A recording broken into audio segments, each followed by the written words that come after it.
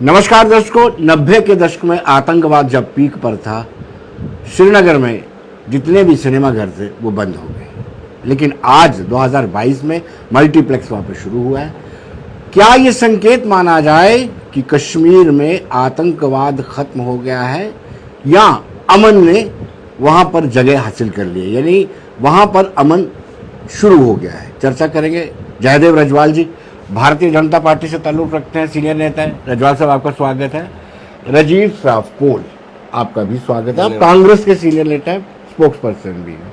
क्या ये मान लिया जाए कि मल्टीप्लेक्स खुलना ही अमन का संकेत है? विनोद जी, जहाँ तक मैं समझता हूँ कि खाली सिनेमाघर खुलने से कोई अमन शांति नहीं हो सकती। और अगर खुलने की बात है, चलेंगे नहीं चलेंगे वो तो बात की बात है। आप सिनेमाघर खोल लो, आप वाइन शॉपें खोल लो या कुछ और भी कर लो, लेकिन अमन शांति हम उसको मानते हैं। असल में अमन शांति वो है जब लोग आराम से रात के 11 बजे तक घूमते फिरते नजर आएं और कोई डर ना हो, सिक्योरिटी फोर्सेस वहाँ ना हो, पैरामिलिट्री फोर्सेस वहाँ ना हो, आतंकवाद की भर्ती खत्म हो गई हो। रोज सुनने में आता है आज इतने लड़कों ने ज्वाइन किया, पाकिस्तान से इन्फिल्ट्रेशन बंद हो जाए। ये सब चीज़ें हैं जहाँ हमें लगता है सिलेक्टिव किलिंग बंद हो। आज तक वो चल रहा है, 96 से आज तक यही प्रयास रहा, गवर्नमेंट कोई भी थी, कि भाई अब ये अमन शांति, और सुनने में भी आता था, लेकिन तब से आज तक मिलिटेंसी तो ख़त्म नहीं हुई, आतंकवाद ख़त्म नहीं हुआ। कहीं ना कहीं ये राजीव जी, आतंकवाद के बाद की बात करते हैं। 2002 से लेकर के 2014 तक आप हुकूमत में रहे, आपने कितना अमन कायम कर लिया वहाँ पे? प्रयास किए, प्रयास हमारे रहे और हमने कोशिश की, हमने हर तरह से आपने कोशिश की। गिलानी के परिवार वालों को नौकरी दी, बिट्टा कराटे की वाइफ को नौकरी दी, सलाहुद्दीन के बेटे JKLF के चीफ उनको नौकरी दी। इस तरीके से अमन खरीदा जाता है? विनोद जी, अगर मैं उस पर आ जाऊं तो डिबेट लंबी चली जाएगी। ठीक है, ऑफ द कैमरा में मैं आपको बड़ी बातें बता सकता हूं, लेकिन आज जो ये भर्ती वहां वो कर रहे हैं, आर्मी में कर रहे हैं, मेरे को जहां तक सुनने में आया 5000 भर्ती हुई ना, उनका चेस्ट हुई ना, रनिंग हुई ना, कुछ किया हुआ है। और वहाँ जॉब भी उनकी लगी, टेरिटोरियल आर्मी भी बनी हुई है। तो क्या अब खत्म हो गई? अगर तब नहीं खत्म हुई तो अब खत्म हुई। प्रयास गवर्नमेंट के रहने चाहिए, सेंटर का ये रहना चाहिए भाई चलो हमारे अपने घर के लोग हैं, हमारे ही कंट्री के लोग हैं, अगर भटक गए इनको जैसे भी तैसे लाके मेन स्ट्रीम में लाया जाए। सिर्फ बयानबाजी से आतंकवाद ना खत्म हुआ। मैं कहता हूँ जिस दिन बीजेपी के लीडर लाल चौक में रात को 11 बजे बगैर सिक्योरिटी के घूम के आएंगे, मैं उसी दिन मान लूंगा कि आतंकवाद जो है खत्म हो चुका है और नॉर्मलसी की तरफ हम आ चुके हैं। जयदेव जी, आप क्या कहेंगे?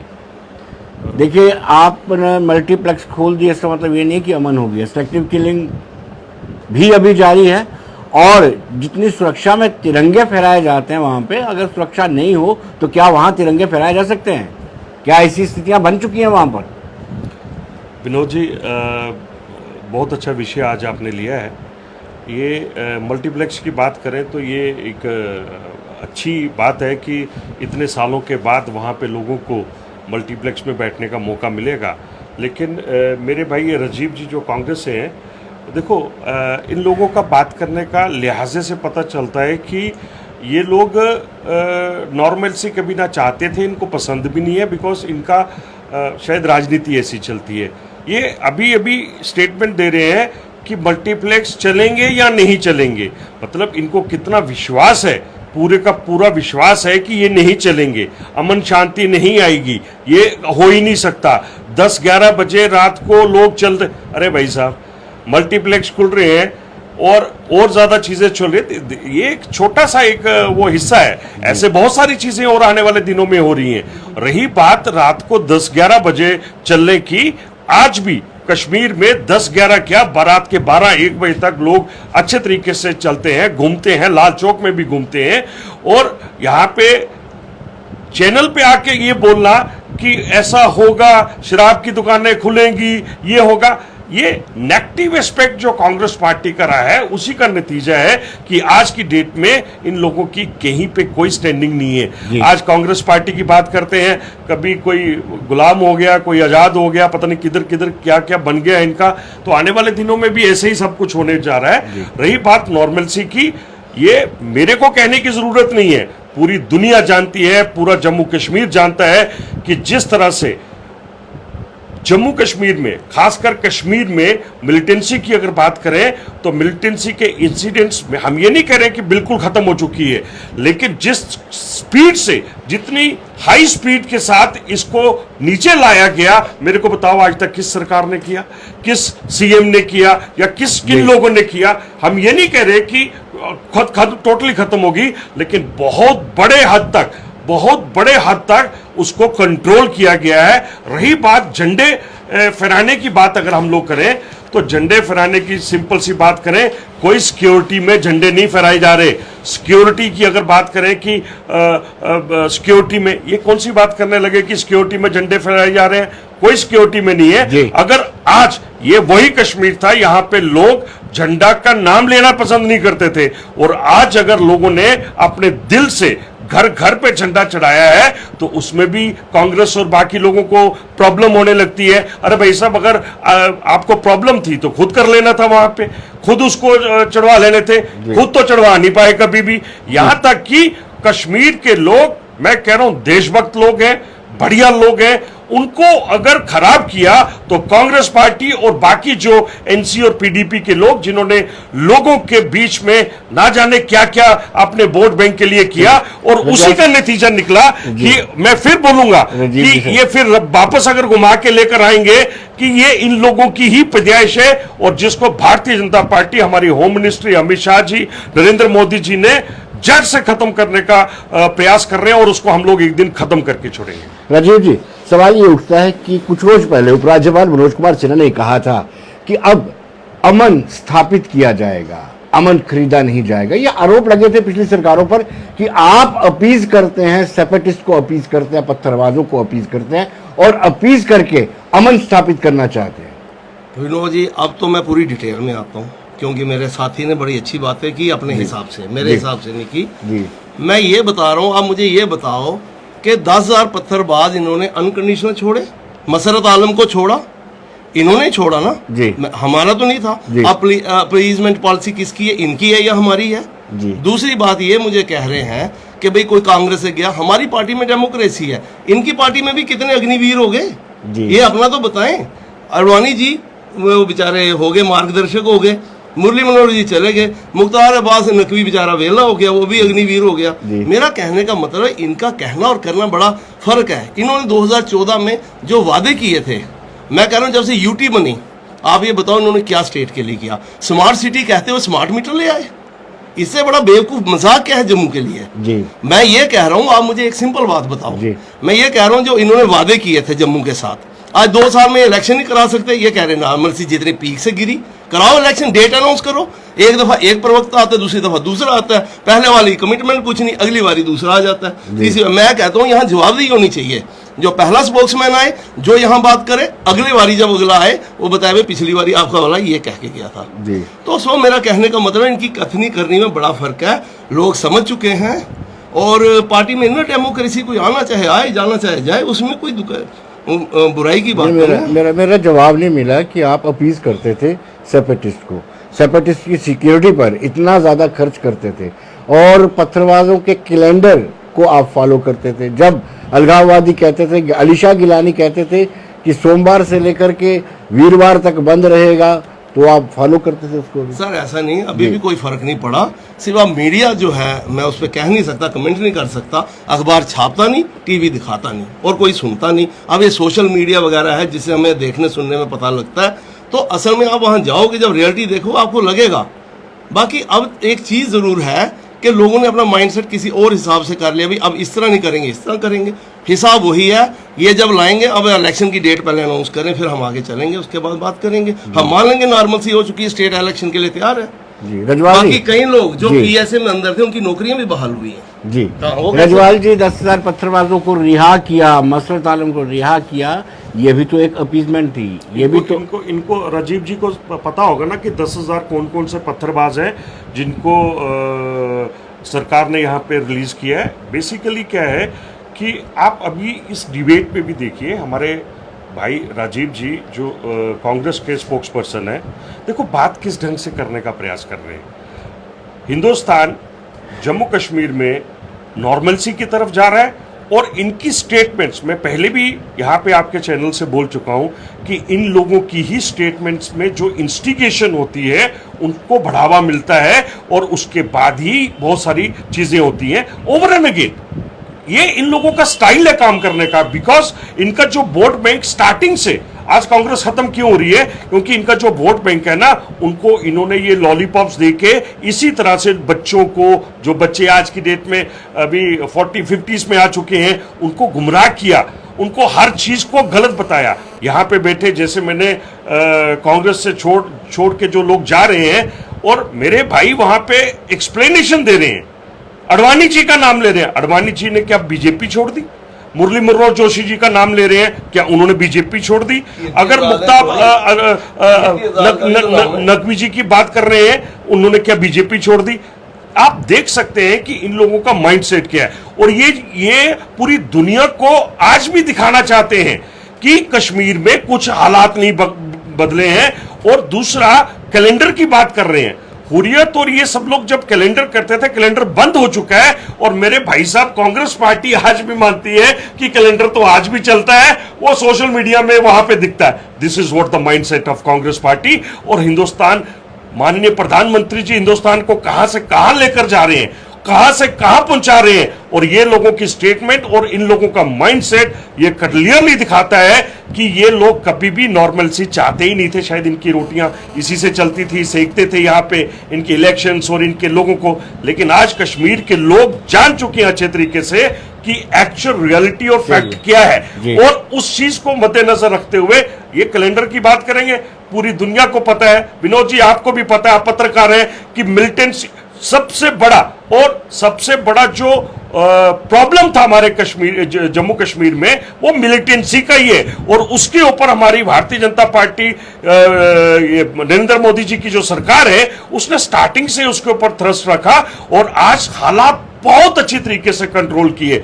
और कांग्रेस, एनसी, पीडीपी, जब इन लोगों की अपनी अपनी वो चल नहीं रहे, तो कोई गीत के ऊपर पंगा करने के चक्कर में है, कोई किसी और चीज के ऊपर पंगा करने के चक्कर में है। क्योंकि पंगा करना और इनस्टेबिलिटी लाना कश्मीर में इन लोगों की आदत है। और वही एक आदत है जिसकी वजह से कश्मीर, और हम लोग भारतीय जनता पार्टी इसको किसी भी तरीके से इसको सफल नहीं होने देंगे। और नॉर्मलसी जो थोड़ी बहुत कम है अभी, उसको पूरा करके छोड़ेंगे। ये लोग भी अच्छे तरीके से जानते हैं। राजीव जी, आरोप है कि आपको सूट करता था कि अलगाववादी सक्रिय रहे, पत्थरबाजी जारी रहे, ताकि आपकी सियासत थी। मैं नहीं, रजवाल साहब का आरोप है। मैं रजवाल साहब को बोलो, आपने महबूबा के साथ गवर्नमेंट बनाई, उससे पहले मुफ्ती के साथ बनाई। जब वो होम मिनिस्टर थे तब आप ही की सपोर्ट से वो होम मिनिस्टर, अलगाववाद तभी से स्टार्ट हुआ। फाउंडेशन अगर आप आज भी देखोगे, फाउंडेशन कब बनी? जब वीपी सिंह जी प्रधानमंत्री थे, बीजेपी का समर्थन था, सरकार इनकी थी और मिल्टन छोड़े गए। पाकिस्तान, अफगानिस्तान, ये मिल्टन को एस्कॉर्ट करके गए। आप मुझे बताओ, मिल्टन से इन्होंने बढ़ाई, हमने बढ़ाई? ये डायरेक्टली ओपनली सपोर्ट कर रहे हैं। आप बताओ, कंधार में कौन गया? इनका फॉरेन मिनिस्टर इनके साथ में थे इनके, ठीक है। उसके बाद मुफ्ती साहब होम मिनिस्टर थे। अपनी बेटी का जो भी किडनैपिंग हुई, क्या हुई, वो तो यही बेहतर जानते होंगे। उसके बाद हार्डकोर मिल्टन छोड़े गए। क्या उससे प्रमोशन हुआ कि नहीं हुआ? लॉन्चिंग तो इन्होंने की, हम तो उनको सुधार रहे थे कि भाई सुधर जाओ, रास्ते में आ जाओ, मेन स्ट्रीम में आओ। काफी हद तक हुआ। देखो, कई चीजें तो काउंसलिंग से ठीक होती हैं, कई चीजें जबरदस्ती होती हैं। तो मैं इनसे अल्टीमेटली ये कह रहा हूँ, जब आप काउंसलिंग पर ही विश्वास करते रहे, आतंकवादी जो गन उठाते रहे उनके लिए आप सरेंडर पॉलिसी बनाते रहे, यहाँ पे आकर उनको नौकरी देते रहे। ये कौन सी काउंसलिंग है, कैसी काउंसलिंग है? और फिर दोबारा नौकरी पाने के बाद दोबारा वो आतंकवाद में शामिल हो जाते हैं। ऐसा है, नौकरी जो है, आपको पता है नौकरी का एक प्रोसीजर है, उसमें रिटर्न क्वालिफाई सिस्टम होते हैं, सब कुछ। और उसके बाद एक करेक्टर सर्टिफिकेट भी होता है जो एसएसपी की तरफ से आता है। कोई भी नौकरी मैंने आज तक नहीं देखी जिसमें करेक्टर वेरिफिकेशन। मैं आपको बता दूं, बहुत सारे केसेस मेरे पास हैं जो सरेंडर पॉलिसी के तहत पुलिस में एसपीओ लगे हैं, जो पहले से ही आतंकवादी थे, सरेंडर किया, उनको पैसे भी मिले, उनको नौकरी भी मिली। उन्होंने वैसा काम भी करके दिया होगा ना, कुछ तो उन्होंने मिलिटेंसी के इनपुट्स दिए होंगे ना। ऐसे तो नौकरी गवर्नमेंट दोबारा मिलिटेंसी ज्वाइन की उन्होंने। अरे सर, वो तो आर्मी से भी कई लोग भाग के चले गए, उन्होंने फिर कर लिया। अब ये नहीं इसको कह सकते, लेकिन अगर देश के लिए या ये सुधार हो सकता है तो बेटर है। अब जो इन्होंने वादा 2 करोड़ नौकरी का किया, पहले मुझे ये बताओ, वो 2 करोड़ नौकरियां कहाँ गई? जम्मू कश्मीर में जब यूटी बना, आपने कह दिया कि जिन्होंने फॉर्म भरा वो सब कैंसिल। तो जो उस समय 37 साल तक कैटेगरी के लोगों की एज सर्विस थी, आज वो जब मतलब 5 अगस्त को 19 में ये सारी कैटेगरी वो तो खत्म हो गई जिन्होंने फॉर्म भरे थे, अब आ गई यूटी वाली एज लिमिट। मैं ये कह रहा हूँ ये पहले ये क्लियर तो करें। आज आप जाके देखिए जो MBA पहले 2 लाख में होती थी, आज आप बनारस हिंदू यूनिवर्सिटी ले लीजिए, JNU ले लीजिए या जामिया ले लीजिए, आपका गवर्नमेंट का 12 से 16 लाख रुपए का आ गया। कहाँ से गरीब बंदा करेगा, कब वो MBA करेगा? एजुकेशन का इंफ्रास्ट्रक्चर में बेड़ा गर्क कर दिया। ये चाहते ही नहीं कोई पढ़े, ये चाहते हैं बस वो घूमता रहे, घूमता गमचे गमचे वो ये कर करा के घूमता रहे, वो पढ़ाई नहीं करे, क्योंकि पढ़ेगा तो वो समझदार होगा। रजवाल साहब से जानते हैं। रजवाल साहब, इन्होंने कहा कि फाउंडेशन आपने रखा है आतंकवाद का, इन्होंने एग्जाम्पल दी रूबिया साइद के अपहरण की, इन्होंने एग्जाम्पल दी कंधार की, आप क्या कहेंगे?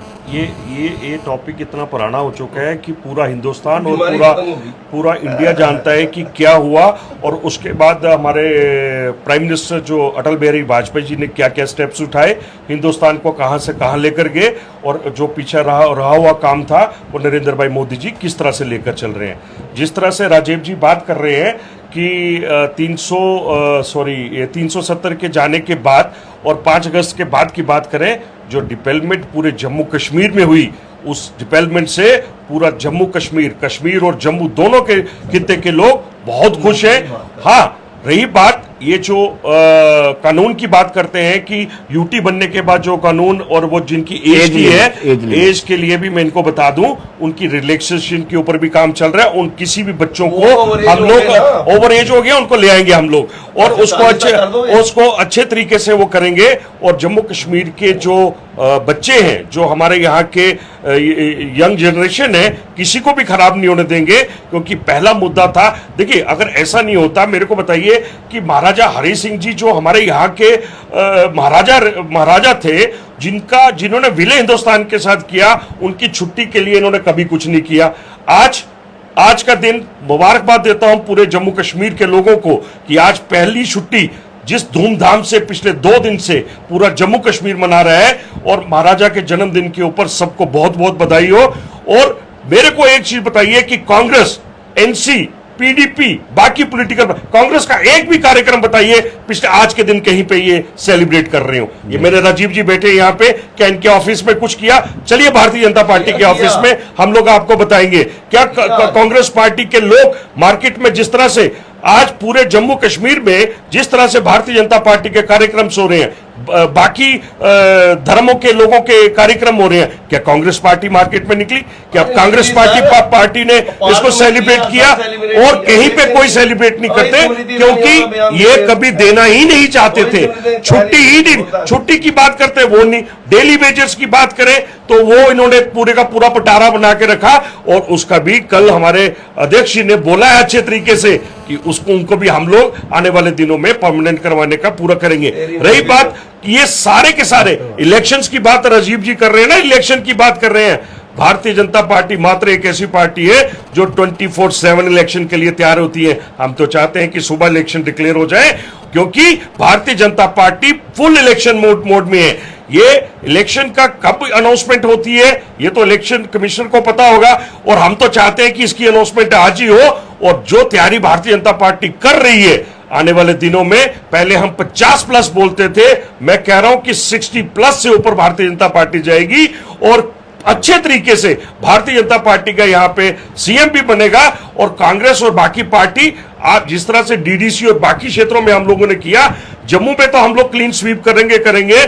आपको सरप्राइजिंग रिजल्ट्स मिलेंगे हमारे कश्मीर से। जम्मू में तो हम लोग टोटल क्लीन स्वीप करेंगे, और कश्मीर से जिस तरह से हमारे रिजल्ट आएंगे, ये सिर्फ देखते ही रह जाएंगे और बोलेंगे भारतीय जनता पार्टी का कमल का फूल किन किन जगहों पे खिला। जी राजीव जी, टुलिप गार्डन खुला था तो आपने, यानी तब आजाद साहब की हुकूमत थी, आजाद साहब यहाँ पे चीफ मिनिस्टर थे, बहुत वाहवाही लूटी थी कि अमन आ गया, टुलिप गार्डन खोला, फ्लो आ गया टूरिस्ट का। अगर मल्टीप्लेक्स खुला है तो इनको भी तो क्रेडिट जाता है। सर मैं कह रहा हूँ दिखाओ। आप कह रहे हैं, आप देखो, इमेजिन, देखो ये वर्चुअल में बिलीव करते हैं हम, प्रैक्टिकल है, सीधी बात है। इनका सारे काम वर्चुअल होते हैं, हमारे प्रैक्टिकल होते हैं। तो हम प्रैक्टिकल में कह रहे हैं, बड़ी खुशी की बात है, लेकिन आने दो, अनाउंसमेंटों से तो सब कुछ नहीं होता। मैं बार बार उसी बात पे आ रहा हूँ। अभी ये कह रहे हैं जी हमारा वो इलेक्शन कमीशन का, पहले रिपोर्ट तो नॉर्मल सी की इलेक्शन कमीशन को देंगे या वो ऐसे ही इलेक्शन कराएगा? कोई जायजा होता है, स्थिति होती है, उसका सिस्टम होता है, सारे सिस्टम होते हैं। अब मैं सिस्टम समझाऊंगा तो 1 घंटा उसमें भी लगेगा।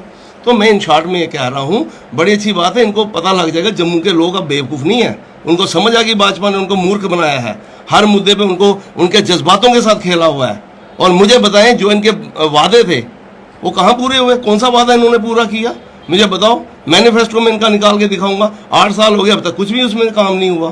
तो छोड़िए, अब मन को बहलाने के लिए ख्याल अच्छा है, कल नहीं अभी तसल्ली आ जाएगा, मैदान में पता लग जाएगा क्या ये करेंगे और हम क्या करेंगे। देखिए, मैनिफेस्टो के 2 अहम मुद्दे जो बड़े ही कठिन और जटिल थे, 370 और राम मंदिर, दोनों को हरी झंडी मिल गई है। सर मैं मांगी आपकी बात, ठीक है, लेकिन आम लोगों को क्या चाहिए? रोजगार, मतलब अफोर्डेबल किचन, महंगाई, ये 3-4 मुद्दे हैं। जब तक आप रोजगार नहीं दोगे, इकॉनमी नहीं सुधारोगे। आज कितनी फैक्ट्रियां बंद हो चुकी है, जीएसटी के नाम पे लूट हो गई है। पहले कहते वो जीएसटी कब से लगा हुआ है सर? ये जीएसटी कब से हटा हुआ है? उसके बाद डीडीसी के इलेक्शन भी हुए ना सर। मेरी आप सुनिए, मैं आ जाता हूँ, उसी पे आता हूँ, बारी आऊंगा ना या एक ही बार आऊंगा। जीएसटी का जब इन्होंने कहा, रोज देखो रिकॉर्ड तोड़ कलेक्शन जीएसटी, अरे फिर दूध दही में लगाने की क्या जरूरत पड़ गई तुम्हें? और वो भी उस समय जब सावन का महीना पहला सोमवार, शिव जी को दूध दही चढ़ाना और पता लगा जीएसटी लग गया। 5% दूध में, और दूध फट गया तो 12% पनीर में। अब हम 5 दें या 12 दें, बताओ, वही दूध फटेगा ना, नींबू ही डालना है, वो पनीर बन गया तो 12% जीएसटी। ऐसे लो तो 5। मैं कह रहा हूँ टोटल कंफ्यूजिंग है, इनका कोई स्टैंड नहीं है। ये बना लें जितना बना लें, अब जम्मू के लोग मूर्ख बनने वाले नहीं, इनको खुद पता लगे जब इनकी जमानतें जब्त होंगी। रजवाल साहब, जम्मू के लोग मूर्ख बनने वाले नहीं हैं, इनका ये कहना है। बिल्कुल सही कह रहे हैं। जमानतें जब्त होंगी आपकी। जमानतें जब्त इन लोगों की हम लोगों ने करा दी हैं हर एक इलेक्शन में, और जम्मू के लोग मूर्ख नहीं है, ये बिल्कुल सही कहा। जम्मू के लोगों को अच्छे तरीके से पता है कि किन लोगों ने उनके साथ क्या किया और किन किन लोगों ने, किन किन ताकतों ने क्या क्या किया था। अरे भाई साहब, सिंपल सी चीज बताता हूं मैं, पीएचई के डेली वेजेस की अगर बात करूं ना, तो जब 11,000 वहां के कश्मीर के लोगों को ये इन्होंने परमानेंट किया और 800 लोगों को यहां पे किया, तब इनको शर्म नहीं आई? तब जम्मू के साथ डिस्क्रिमिनेशन नहीं हुआ? तब जम्मू के लोगों के साथ लूटपाट नहीं की? ये कहते हैं कि जम्मू के साथ ये और हमारे लोगों के क्या किया इन्होंने। अरे भाई साहब, आप उस टाइम कहां सोए हुए थे जब 11-11 हजार लोगों को वहां पे परमानेंट कर रहे थे और सिर्फ 800 लोग हमारे जम्मू के लोग नहीं थे? सारी दुनिया को पता है कि जितना पैसा सेंटर से और यहां पे आता था, जम्मू को कितना मिलता था, कश्मीर में कितना जाता था और लेह में कितना जाता था। और 2014 के बाद समीकरण बदले।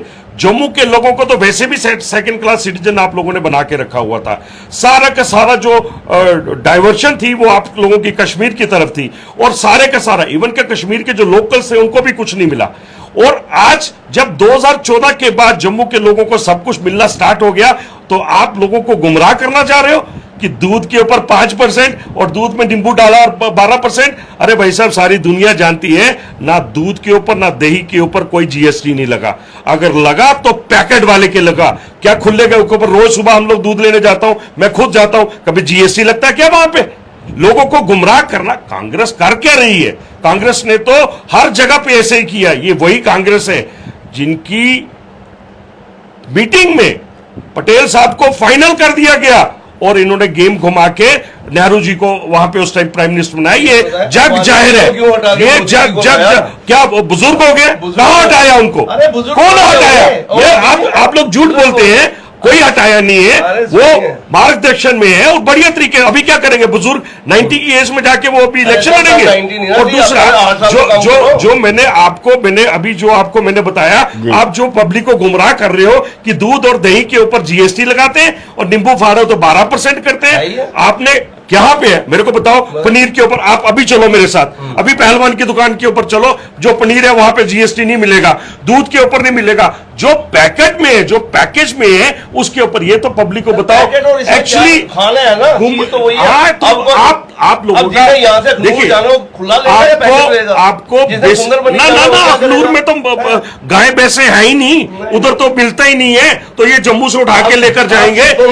Basically what exactly the problem is, Congress party has nothing to do with the people.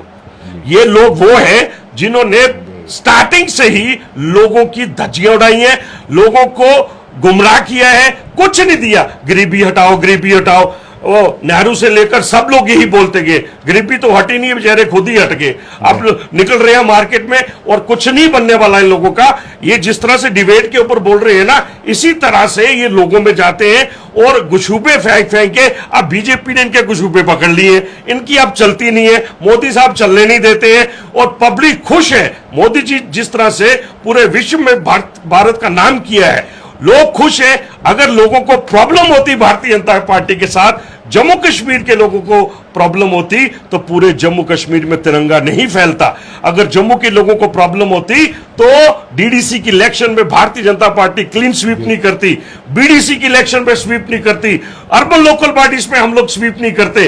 और ये लोग लोगों को गुमराह, अरे आने वाली इलेक्शंस देखना आप, जिस तरह से मैं तो पहले भी बोल चुका हूं, क्या चीज करवानी भी है। मेरे को इस तरह से लग रहा है कि जिस तरह से अमित शाह जी आ रहे हैं या बाकी जो मूवमेंट्स चल रही हैं, election can be announce any time. ये तो इलेक्शन कमीशन, हम लोग तो डेस्परेटली बैठे हुए हैं क्योंकि हमें पता है कि हम लोग यहां पे स्वीप करेंगे और कश्मीर से भी अनएक्सपेक्टेड रिजल्ट्स वहां से आएंगे। ये सिर्फ देखते रह जाएंगे यार, भारतीय जनता पार्टी के कमल, जैसे डीडीसी में ये कभी सोच नहीं सकते थे, हमारे डीडीसी की हमने वहां से सीटें निकाली, बीडीसी के हमारे चेयरमैन वहां पे बने भारतीय जनता पार्टी के।